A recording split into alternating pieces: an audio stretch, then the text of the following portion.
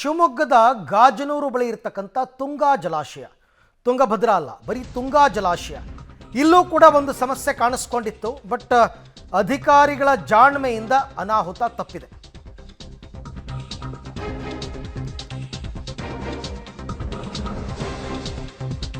TB dam crust gate ಮುರಿದು ಒಂದು ಕಡೆ ಅವಾಂತರವಾಗಿದೆ. ಈ ನಡುವೆ ತುಂಗಾ ಜಲಾಶಯದ ವೈರ್ ರೋಪ್ನಲ್ಲಿ ತೊಂದರೆ ಆಗಿತ್ತಂತೆ. ತುಂಗಾ ಡ್ಯಾಮ್ನ ಇಂಜಿನಿಯರ್ ಮತ್ತು ಸಿಬ್ಬಂದಿಯ ಜಾಣ್ಮೆಯ ನಡೆಯಿಂದಾಗಿ ಸ್ವಲ್ಪ ತಪ್ಪಿದೆ. ಗಾಜನೂರು, ಶಿವಮೊಗ್ಗ ಜಿಲ್ಲೆ ಗಾಜನೂರಿನ ಹತ್ತಿರ ಇರತಕ್ಕಂಥ ತುಂಗಾ ಜಲಾಶಯ 8ನೇ ಗೇಟ್ನಲ್ಲಿ ರೋಪ್ ವೈರ್ನಲ್ಲಿ ಏನೋ ತೊಂದರೆ ಕಾಣಿಸ್ಕೊಂಡಿತ್ತು. ಹಾಗಾಗಿ ಏನು ಮಾಡಿದ್ರು, 21 ಗೇಟ್ಗಳ ಮೂಲಕ ನೀರನ್ನು ಹೊರಕ್ಕೆ ಹಾಕಿದ್ದಾರೆ ಸಿಬ್ಬಂದಿ. ಆದರೆ ಈ 8ನೇ ಗೇಟನ್ನು ಅವರು ತೆಗಿಲೇ ಇಲ್ವಂತೆ. ಇವ್ರಿಗೆ ಮೊದಲೇ ಗೊತ್ತಾಗಿದೆ, ಅಂದರೆ ಮಳೆಗಾಲಕ್ಕೂ ಮೊದಲೇ ಗೊತ್ತಾಗಿದೆ ಇವರಿಗೆ.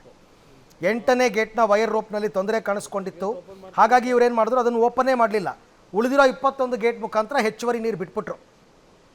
8ನೇ ಗೇಟನ್ನು ಯಾವುದೇ ಕಾರಣಕ್ಕೂ ಓಪನ್ ಮಾಡೋದು ಬೇಡ ಅಂತ ಮೊದಲೇ ತೀರ್ಮಾನ ಮಾಡಿಬಿಟ್ಟಿದ್ದಾರೆ. ಯಾಕೆಂದರೆ ಓಪನ್ ಮಾಡೋಕ್ಕೆ ಹೋಗಿ ವೈರ್ ಕಟ್ಟಾಗಿ ಗೇಟ್ ಮುರಿದೋಗಿ ಏನೋ ತೊಂದರೆ ಆಗ್ಬಿಡ್ಬೋದು, ಇನ್ನೇನೋ ಆಗ್ಬಿಡ್ಬೋದು. ಹಾಗಾಗಿ ಅದನ್ನು ತಲೆ ಕೆಡಿಸ್ಕೊಳ್ಳೋದೇ ಬೇಡ ಅಂತಂದ್ಬಿಟ್ಟು ಅದನ್ನು ಓಪನ್ನೇ ಮಾಡಿಲ್ಲ.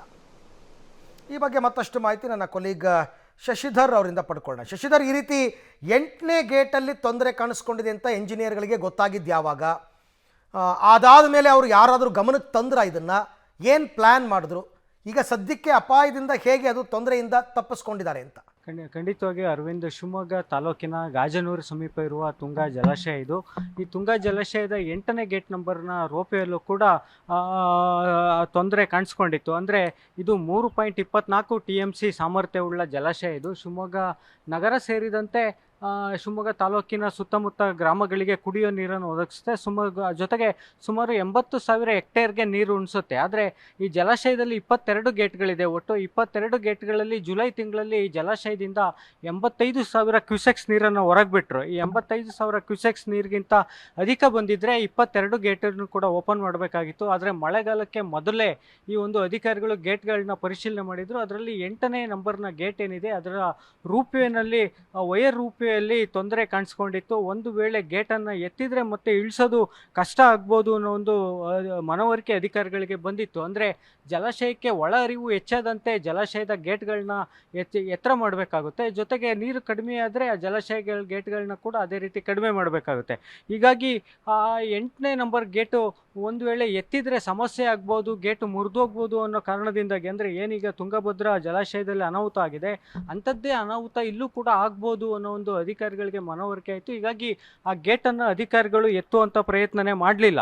ಅಂದರೆ ಕಳೆದ 2 ವರ್ಷಗಳಿಂದನೇ ಈ ಒಂದು ಸಮಸ್ಯೆ ಇತ್ತು ಅನ್ನೋದು ಸ್ಥಳೀಯರ ಒಂದು ಮಾಹಿತಿ ಲಭ್ಯವಾಗ್ತಾ ಇದೆ. ಅಂದರೆ ಅಧಿಕಾರಿಗಳು ಕೂಡ ಯಾವುದೇ ಇದಕ್ಕೆ ಬಗ್ಗೆ ಗಮನ ಹರಿಸಲಿಲ್ಲ. ಅಂದರೆ ಗೇಟನ್ನು ರಿಪೇರಿ ಮಾಡುವಂಥ ಗಮನಕ್ಕೂ ಕೂಡ ಹೋಗಲಿಲ್ಲ. ಅಂದರೆ ಈಗಲೂ ಸದ್ಯದ ಪರಿಸ್ಥಿತಿಯಲ್ಲಿ ಗೇಟನ್ನು ರಿಪೇರಿ ಮಾಡೋ ಚಾನ್ಸಸ್ ಇಲ್ಲ. ಯಾಕೆಂದರೆ ಜಲಾಶಯ ಭರ್ತಿಯಾಗಿದೆ. ಜಲಾಶಯಕ್ಕೆ ಒಂದು ವೇಳೆ ಈಗೇನಾದ್ರು ಗೇಟ್ ರಿಪೇರಿ ಮಾಡೋಕ್ಕೆ ಹೋಯ್ತು ಅಂದರೆ ನೀರು ಸಂಪೂರ್ಣವಾಗಿ ಖಾಲಿ ಆಗಬೇಕಾಗುತ್ತೆ.